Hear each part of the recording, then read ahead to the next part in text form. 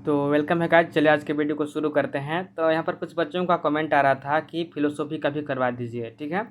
तो आज के इस वीडियो में हम लोग फिलोसॉफी MJ 16 है उसका मोस्ट VVI क्वेश्चन और आंसर करने वाले हैं, ठीक है। तो वीडियो को अंत तक वॉच कीजिएगा। और यह जो क्वेश्चन आप लोग देख लेते हैं तो यहाँ से आप लोगों का जो मैक्सिमम क्वेश्चन है वो यहीं से मैच होगा। तो प्लीज़ वीडियो को अंत तक वॉच कीजिएगा और वीडियो पसंद आएगा तो वीडियो को लाइक कीजिएगा और अपने दोस्तों के पास भी शेयर कीजिएगा, ठीक है। तो देखिए सब लोग आप लोगों का जो सेमेस्टर 7 है, सेमेस्टर 7 में पढ़ना क्या है, MJ 16, MJ 17, MJ 18, MJ 19 और एक जो है माइनर पेपर, यानी कि आप लोग जो भी माइनर रखे होंगे एक तो माइनर पढ़ना है और 4 आप लोगों का मेजर पढ़ना है, 16, 17, 18 और 19, ठीक है। तो आज के इस वीडियो में हम लोग MJ 16 करने वाले हैं। कल आप लोगों का एग्जाम है MJ 16 का। उसके बाद 17, 18, 19 और माइनर का भी करेंगे। तो आप लोग माइनर कौन सा सब्जेक्ट रखे हैं कमेंट कर दीजिएगा, ठीक है। तो चलिए यहाँ पर देखते हैं, शुरू करते हैं। तो सबसे पहले आप लोगों को क्या पढ़ना है, MJ 16 में मॉडर्न इंडियन फिलोसॉफी पार्ट 1 का है यह। और जो MJ 17 है, MJ 17 में जो पार्ट 2 है वही पढ़ाना है आप लोगों को। जो मॉडर्न इंडियन फिलोसॉफी है उसका पार्ट 2 पढ़ना है MJ 17 में। तो आप लोग सिलेबस देख लीजिएगा, सभी का सिलेबस दिया हुआ है।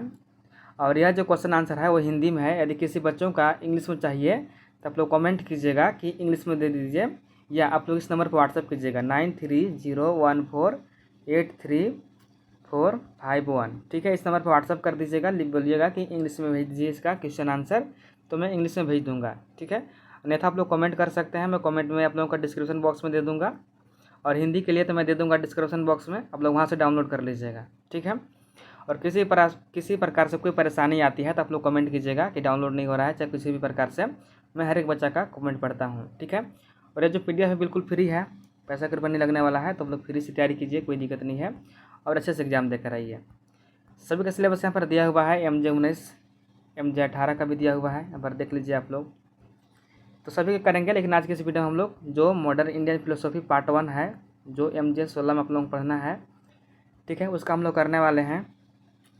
तो देखिए जैसे आप लोगों का एग्जाम होगा उसी पैटर्न हम लोग क्वेश्चन करने वाले हैं। आप लोगों का सबसे फर्स्ट में जो होगा पार्ट 1 में 5 नंबर वाले 2 रहेंगे और 1 नंबर वाले 5 रहेंगे, ठीक है। ये ग्रुप A में रहेगा, सेक्शन A में रहेगा और कंपलसरी रहेगा। और जो ग्रुप B रहेगा उसमें 15 मार्क्स वाले 6 रहेंगे, लेकिन आप लोगों को 4 का आंसर करना होता है, ठीक है। और यदि इसके अलावा भी आप लोगों का क्वेश्चन और चाहिए, ये तो मैं दे रहा हूँ, इसके अलावा प्रैक्टिस सेट पार्ट 2 चाहिए, तो आप लोग कमेंट कीजिएगा कि इसका पार्ट 2 भी बना दीजिए, मैं पार्ट 2 इसका बना दूंगा, ठीक है। तो देखिए यहाँ पर क्या है, पहला क्वेश्चन कि व्यवहारिक वेदांत यानी कि प्रैक्टिकल वेदांत की अवधारणा किस आधुनिक भारतीय दर्शन से संबंधित है। तो स्वामी विवेकानंद, सबको जानते हैं। अगला क्वेश्चन क्या है कि स्वामी विवेकानंद ने 1893 में विश्व धर्म संसद यानी कि वर्ल्ड पार्लियामेंट ऑफ रिलीजियंस में भारत की प्रतिनिधित्व किस शहर में किया था। तब सभी लोग जानते होंगे कि 1893 में एक सम्मेलन हुआ था, अमेरिका में हुआ था, शिकागो सम्मेलन। और कौन सा शहर था, शिकागो सम्मेलन था, जिसमें भारत का प्रतिनिधित्व स्वामी विवेकानंद कर रहे थे। तो यहाँ पर अब एक घटना हुआ था, आप लोगों को पता होगा कि एक गीता लेकर जाते हैं, जो स्वामी विवेकानंद लेकर जाते हैं गीता। तो वो क्या करते हैं कि बुक रखते हैं नीचे, तो बुक नीचे रखते हैं, उसके ऊपर जो जितना भी बहुत सारे देश से आते हैं ना वहाँ पर अमेरिका में, तो सभी को ऊपर बुक रखते जाते हैं। फिर लोग क्या करते हैं, हंसने लगते हैं, कहते देखो ये जो है पंडित महाशय का जो बुक है वो यहाँ पर नीचे रखा हुआ है। तो उस समय स्वामी विवेकानंद जो रहते हैं शांत रहते हैं, कुछ नहीं बोलते हैं, लेकिन बाद में बोलते हैं कि देखो जो हमारा गीता है, जो हमारा भागवत गीता है, सभी का भार सहा है। जो तुम लोगों का धर्म ग्रंथ है वो किसी में इतना कैपेसिटी नहीं है कि सभी का यहाँ पर जो है भार सह सकता है। यह जो है गीता जो है वो आधार है, इसी कारण से यहाँ पर नीचे रखा हुआ है। तो यहाँ पर सभी शांत हो जाते हैं। आप लोग पढ़े होंगे तो पता होगा आप लोगों को। अगला क्वेश्चन क्या है कि रविंद्रनाथ टैगोर की प्रसिद्ध दार्शनिक या धार्मिक रचना जो मानव के धर्म पर आधारित है उसका क्या नाम है। तो एक रविंद्रनाथ टैगोर लिखे हैं, एक यहाँ पर धार्मिक रचना कह सकते हैं या दार्शनिक कह सकते हैं। इसका नाम क्या है कि द रिलीजन ऑफ मैन, यानी कि द रिलीजन ऑफ मैन जो लिखे हैं वो कौन लिखे हैं, रविंद्रनाथ टैगोर लिखे हैं। यह मानव के धर्म पर आधारित है। ये भी याद कर लीजिएगा कि यहाँ पर पूछ सकता है कि द रिलीजन ऑफ मैन किस पर आधारित है। तो यहाँ पर मैन पर यानी कि आदमी पर आधारित है, और कौन लिखे हैं, रविंद्रनाथ टैगोर ने लिखे हैं। अगला क्वेश्चन क्या है कि डॉक्टर सर्वपल्ली राधाकृष्णन के अनुसार परम सत्य यानी कि एब्सोल्युटली रियलिटी का ज्ञान प्राप्त करने का सर्वोच्च साधन क्या है। तो कहते हैं क्या है कि यहाँ पर इंसुसन यानी कि अंतःप्रज्ञा यह जो माध्यम है जिसके द्वारा आप क्या कर सकते हैं कि जो परम सत्य है उसको प्राप्त कर सकते हैं, एब्सोल्युटली जो रियलिटी है उसको प्राप्त कर सकते हैं। क्वेश्चन नंबर 5 क्या है कि डॉक्टर सर्वपल्ली राधाकृष्णन का दर्शन किस प्रकार का दार्शनिक दृष्टिकोण माना जाता है।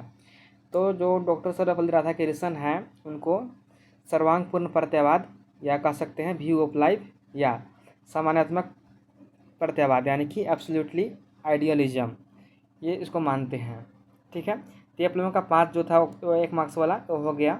और मैं कहूँगा कि 5 मार्क्स वाले क्वेश्चन का आप लोग अलग से आंसर मत खोजिएगा, क्योंकि आप लोग जो 5 मार्क्स वाले क्वेश्चन करेंगे और जो 15 मार्क्स वाले क्वेश्चन करेंगे सब्जेक्टिव टाइप से होगा। तो यदि इसको कर लेते हैं तो आप लोगों का जो 1 मार्क्स वाले क्वेश्चन 5 रहेंगे उसका भी तैयारी हो जाएगा।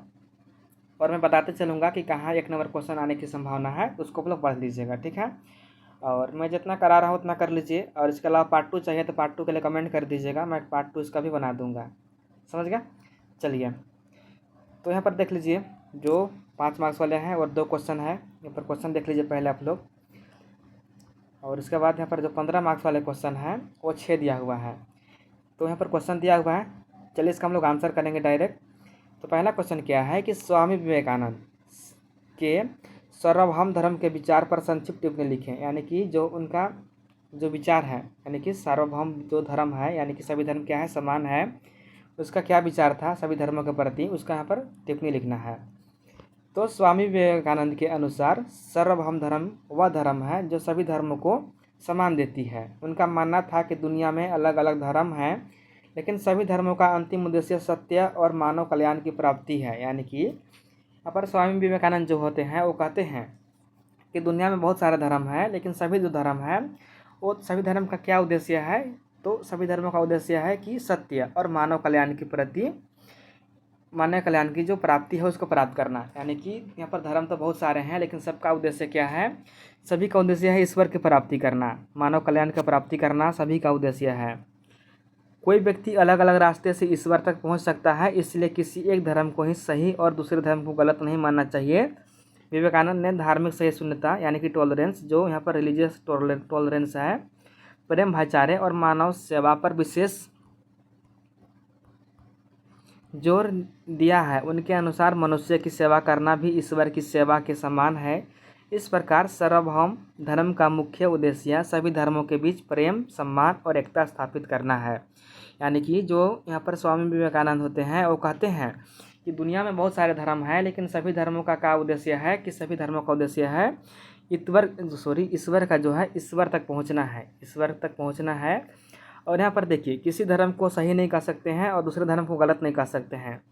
सभी धर्म का उद्देश्य क्या है कि ईश्वर की प्राप्ति करना है। इस कारण से हम लोग किसी एक धर्म को विशेष नहीं कह सकते हैं और किसी दूसरे धर्म को गलत नहीं कह सकते हैं। यहाँ पर कोई हिंदू, मुस्लिम, सिख, ईसाई, जैन, बौद्ध जो भी धर्म है, सभी धर्म जो है वो सभी का उद्देश्य है मानव कल्याण की प्राप्ति करना, ईश्वर की प्राप्ति करना। ठीक है, तो यहाँ पर किसी भी धर्म को गलत नहीं कह सकते हैं। यहाँ पर देखिए यदि आप किसी व्यक्ति या मनुष्य का सेवा करते हैं तो यहाँ पर ईश्वर की सेवा कर रहे हैं। ठीक है, तो जो विवेकानंद सोचते हैं कि सभी धर्म यहाँ पर सभी धर्म क्या है, सभी धर्म का मुख्य उद्देश्य क्या है, प्रेम, सम्मान और एकता स्थापित करना। यानी कि सभी धर्म को आपस में मिलजुल कर रहना चाहिए, किसी एक धर्म को श्रेष्ठ नहीं मानना चाहिए। समझ गए क्या मानते थे स्वामी विवेकानंद? और यह कौन थे, यहाँ पर हिंदू धर्म से बिलोंग करते थे। और आजकल के लोग क्या कहते हैं कि यहाँ पर हिंदू राष्ट्र बने, तो यहाँ पर सभी धर्म को सम्मान देना चाहिए। ऐसा नहीं है कि केवल हिंदू धर्म श्रेष्ठ है, ऐसा हिंदू धर्म श्रेष्ठ है, लेकिन सभी धर्मों को यहाँ पर समान अधिकार दिया जाना चाहिए। जैसे कि यहाँ पर सिख है, मुस्लिम है, ईसाई है, सभी धर्म को यहाँ पर समान अधिकार दिया जाना चाहिए, किसी एक धर्म को यहाँ पर स्थापित नहीं करना चाहिए। समझ गए? चलिए यहाँ पर धार्मिक बातें नहीं करेंगे, हम लोग पढ़ते हैं। दूसरा क्वेश्चन क्या है कि डॉक्टर, यहाँ पर छूट गया है, राधा कृष्ण के अनुसार बुद्धि और अंतःप्रज्ञा में अंतर बताइए। यानी कि जो डॉक्टर सर्वपल्ली राधाकृष्णन होते हैं उनके अनुसार बुद्धि और जो अंतःप्रज्ञा है वो क्या है, उसमें अंतर यहाँ पर लिखना है। तो बुद्धि यानी कि इंटेलेक्ट वह मानसिक शक्ति है जिसके द्वारा मनुष्य किसी विषय को तर्क, विचार और विश्लेषण के माध्यम से समझता है। बुद्धि किसी बात को समझने के लिए कारण और प्रमाण का सहारा लेती है। इसके द्वारा हम सामान्य ज्ञान और सांसारिक विषयों को समझ सकते हैं। यानी कि बुद्धि क्या है, तो वह मानसिक शक्ति है जिसके द्वारा जो मनुष्य है वो किसी भी विषय को तर्क, विचार, विश्लेषण के माध्यम से समझता है। ठीक है, बुद्धि किसी बात को समझने के लिए क्या कहते कारण और प्रमाण का सहारा लेता है। ठीक है, जो फैक्ट है फैक्ट का सहारा लेता है। बुद्धि कोई भी सच्चाई बात है, जो भी कोई सच्चा है उसको समझने के लिए कारण और प्रमाण का सहारा लेता है। ठीक है, जबकि वहीं पर जो है अंतःप्रज्ञा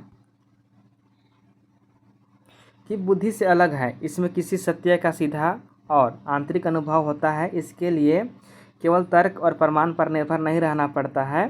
राधा कृष्ण के अनुसार आध्यात्मिक सत्य को समझने में अंतःप्रज्ञा का विश्लेषण महत्व है। इसलिए सरल शब्दों में कहा जा सकता है कि बुद्धि तर्क को द्वारा ज्ञान प्राप्त करती है, जबकि अंतःप्रज्ञा आंतरिक अनुभवों के द्वारा सत्य को समझाती है। यानी कि कह सकते हैं हम लोग कि जो बुद्धि है, बुद्धि केवल प्रमाण पर विश्वास करती है, केवल प्रमाण का सहारा लेती है सच्चाई जानने के लिए, जबकि जो अंतःप्रज्ञा है यानी कि आंतरिक, जो आंतरिक अनुभव है, जो अपना खुद का अनुभव है, उसके द्वारा हम लोग सत्य को समझते हैं।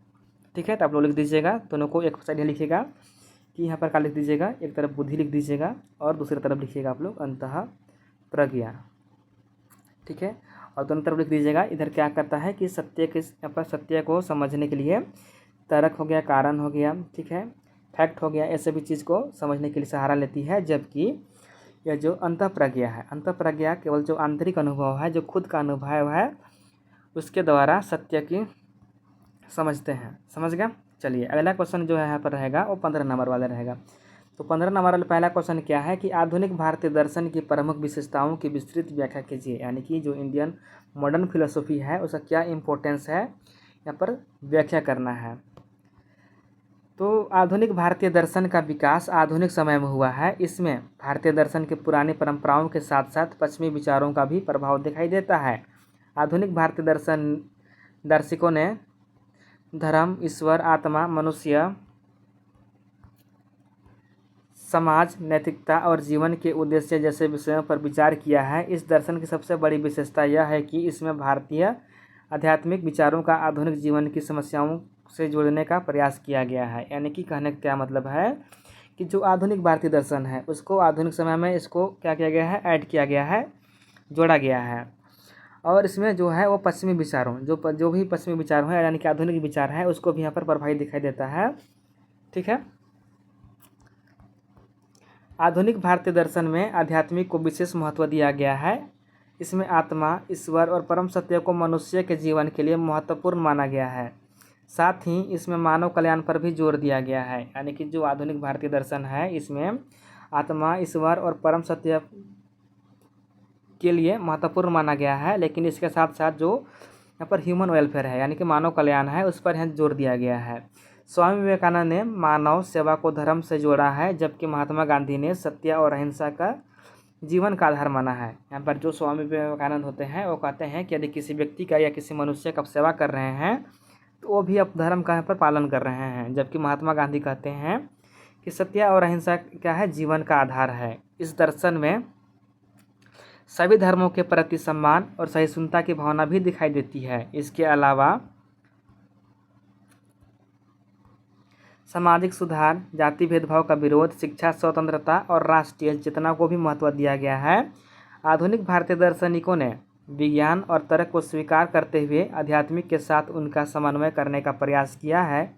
इस प्रकार आधुनिक भारतीय दर्शन में आध्यात्मिकता, मानव, सामाजिक सुधार, धार्मिक सहिष्णुता, राष्ट्रवाद और आधुनिक विचारों का सुंदर मेल दिखाई देता है। ठीक है, यहाँ पर आंसर दिया हुआ है, आप लोग एक बार पढ़ लीजिएगा क्या है।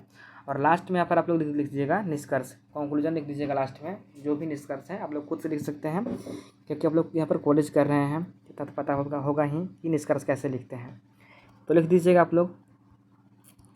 अगला क्वेश्चन क्या है कि स्वामी विवेकानंद ने व्यवहारिक वेदांत की अवधारणा का आलोचनात्मक परीक्षण कीजिए। यानी कि जो स्वामी विवेकानंद का व्यवहारिक वेदांत है उसका आलोचनात्मक करना है।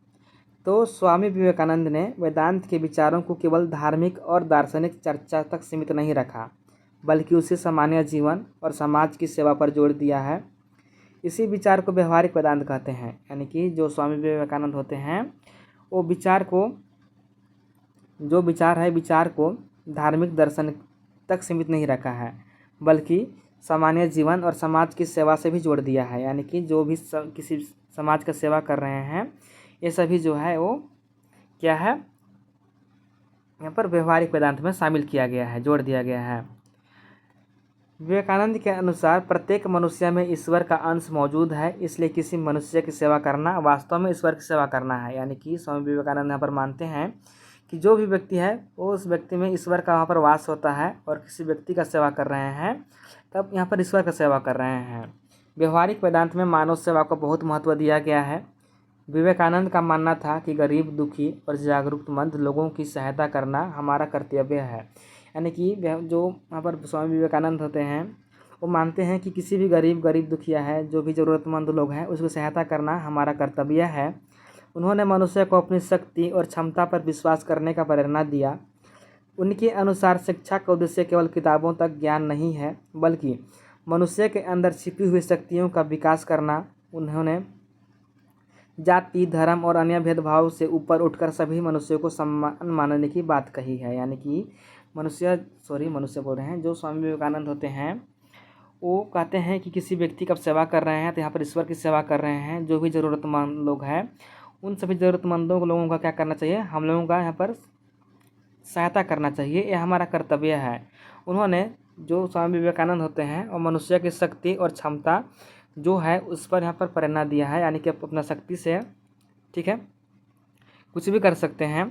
उनके अनुसार जो शिक्षा है, शिक्षा केवल किताबों तक सीमित नहीं है, बल्कि मनुष्य के अंदर जो भी छिपा हुआ शक्ति है यानी कि टैलेंट जो है उसको क्या करना, विकास करना है।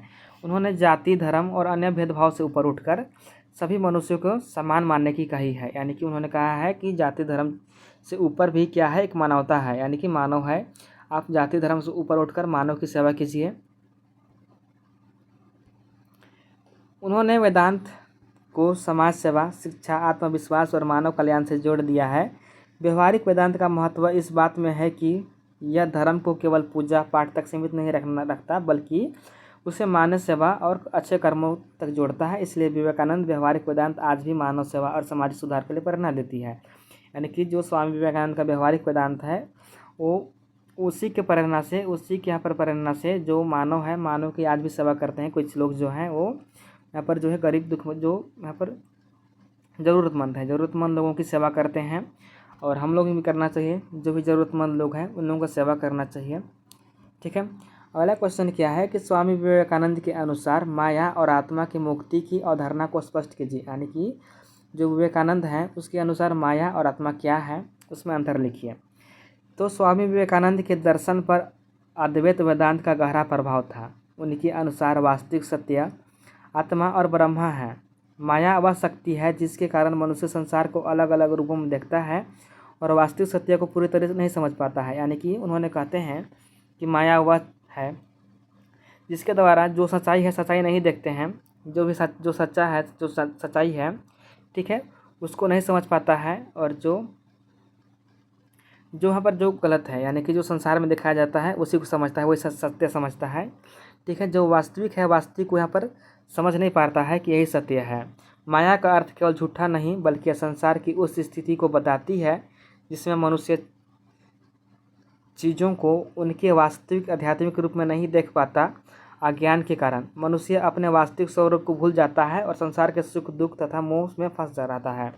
यानी कि उन्होंने कहते हैं कि जो संसार का वास्तविक सच्चाई है उसको मनुष्य नहीं देख पाता है, वह मोह माया, ठीक है, मोह माया में फंस जाता है, और जो संसार की वास्तविक सच्चाई है उसको समझ नहीं पाता है, और जो संसार का मोह माया है उसी को सच समझने लगता है, ठीक है। अज्ञान, जो उसका अज्ञान है, अज्ञान के कारण जो उसका वास्तविक सच्चाई है उसको नहीं समझ पाता है और उसको भूल जाता है, और जो संसार के द्वारा फैलाया जाता है कि यही सच है, जो मोह माया है, मोह माया को ही वह समझने लगता है कि यही यहाँ पर सत्य है।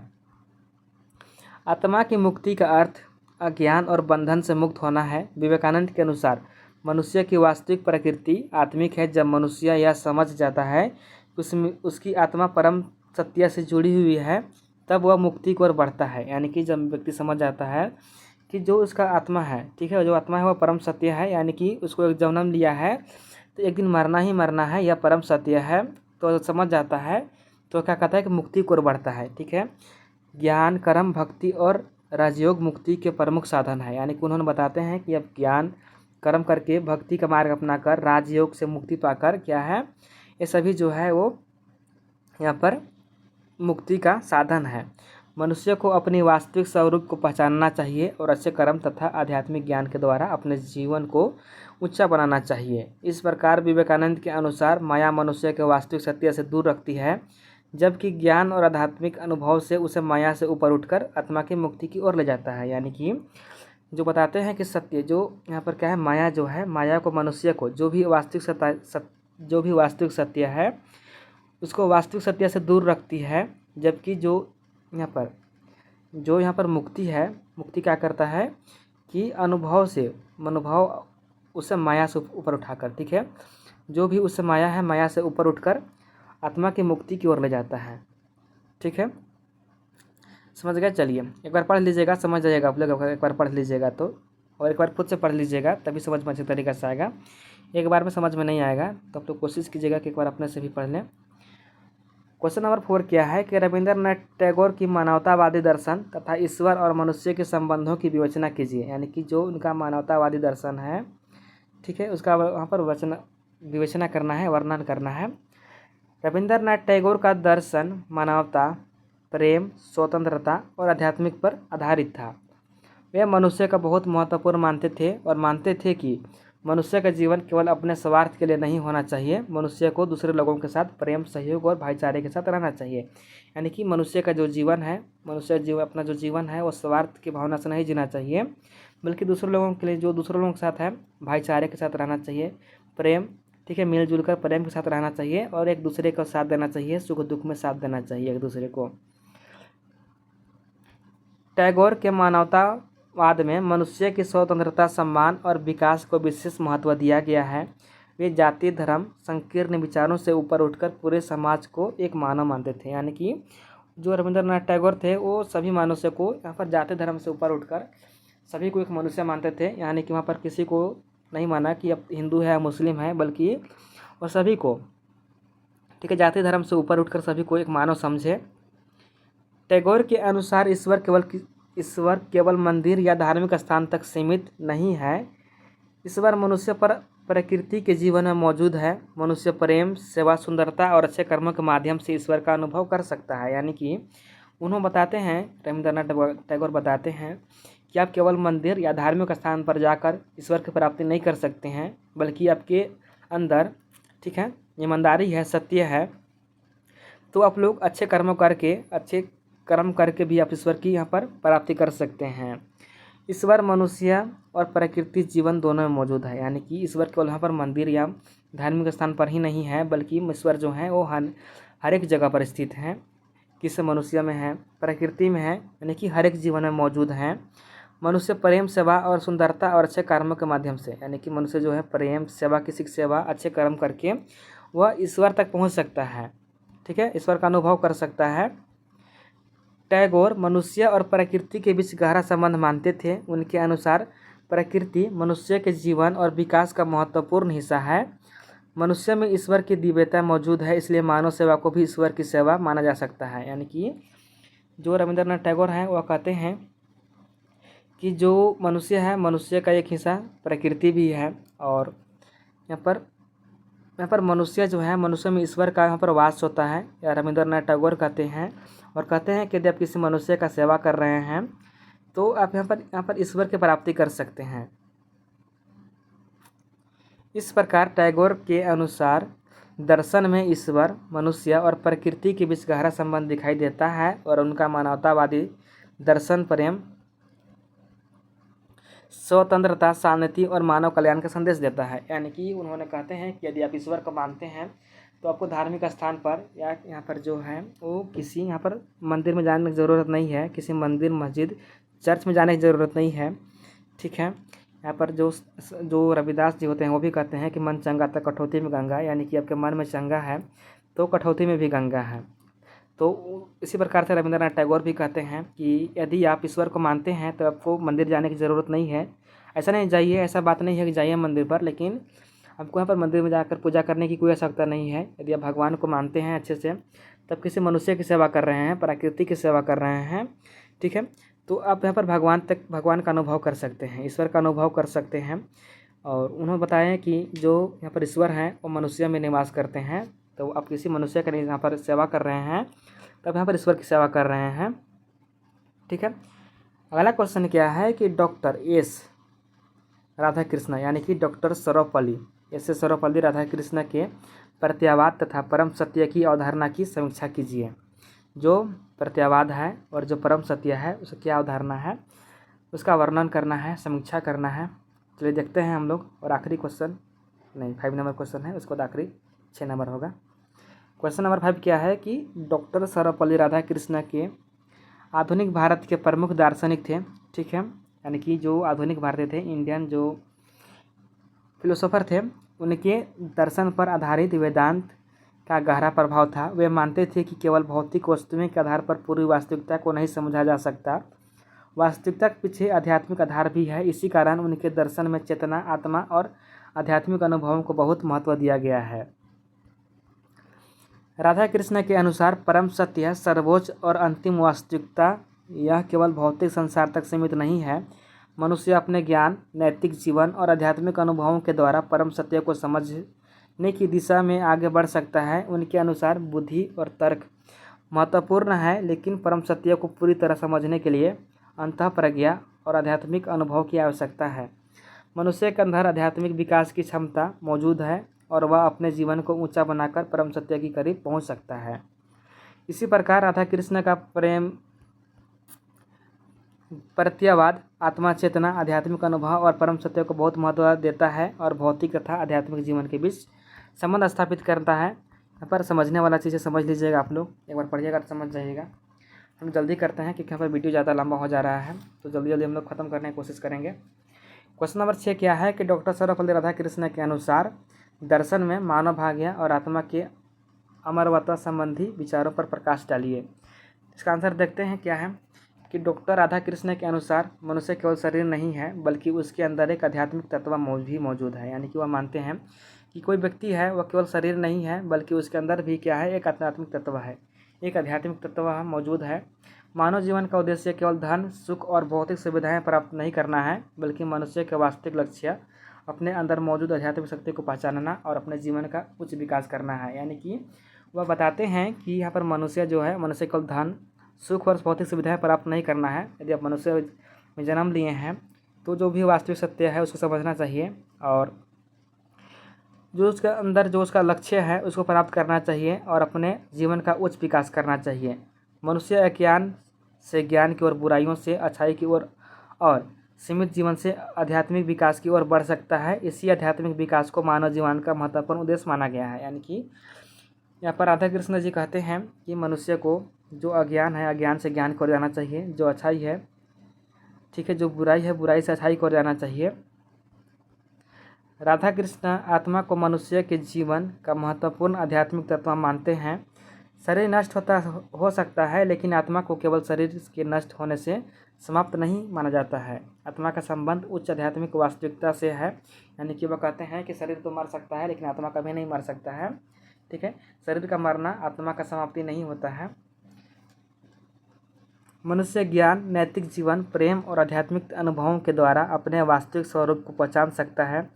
जब मनुष्य अज्ञान से ऊपर उठकर अपने आध्यात्मिक स्वरूप को समझता है तब वह मुक्ति की ओर बढ़ता है। यानी कि जो उसका भी जो उसमें छिपा हुआ अज्ञान है, यदि अज्ञान से ऊपर उठकर ज्ञान की ओर बढ़ता है तो वह मुक्ति का मार्ग जो मुक्ति का मार्ग है, मुक्ति के मार्ग की ओर बढ़ने लगता है। इस प्रकार राधा कृष्ण के अनुसार मनुष्य का अंतिम भाग्य आध्यात्मिक विकास, परम सत्य की अनुभूति और मुक्ति है, अथवा आत्मा को मानव जीवन का अमर और आध्यात्मिक तत्व माना गया है। ठीक है, यहाँ पर इसको पढ़ लीजिएगा, एक बार समझ लीजिएगा। और इसके अलावा प्रैक्टिस सेट 2 चाहिए तो आप लोग कमेंट कीजिएगा। मैं हर एक बच्चा का कमेंट पढ़ता हूँ और सभी का जवाब देने का प्रयास करता हूँ। तो आप लोग कोशिश कीजिएगा कि इसका प्रैक्टिस सेट 2 भी चाहिए तो मैं उसका भी बना दूँगा यदि आप लोगों का कमेंट आता है तब। और कैसा लगा वीडियो भी कमेंट करके बताइएगा। ठीक है, तो हम लोग फिर मिलेंगे नई वीडियो के साथ, तब तक के लिए धन्यवाद। और कल आप लोगों का एग्जाम है तो जल्दी कमेंट कीजिएगा। जल्दी कमेंट करते हैं तो इसका मैं प्रैक्टिस सेट 2 भी करा दूँगा। ठीक है, तो बस आप लोग कमेंट कीजिएगा, बस आप लोग पे डिपेंड करता है। और इसका PDF मिल जाएगा डिस्क्रिप्शन में, हिंदी वाला, और इंग्लिश चाहिए तो आप लोग व्हाट्सअप कर दीजिएगा, मैं व्हाट्सअप में आप लोगों का भेज दूँगा। और हाँ, ऐसा मत सोचिएगा, यहाँ पर प्राइवेसी का पूरा ध्यान रखा जाता है, तो आप लोग यहाँ पर किसी बात की चिंता मत कीजिएगा। ठीक है, आप लोग यहाँ पर बिना किसी, ठीक है, किसी भी बिना दिक्कत के आप लोग कमेंट यहाँ पर व्हाट्सअप कर सकते हैं, मैं आप लोगों को PDF भेज दूँगा। ठीक है, तब बस इतना ही आज की इस वीडियो में रखते हैं। धन्यवाद।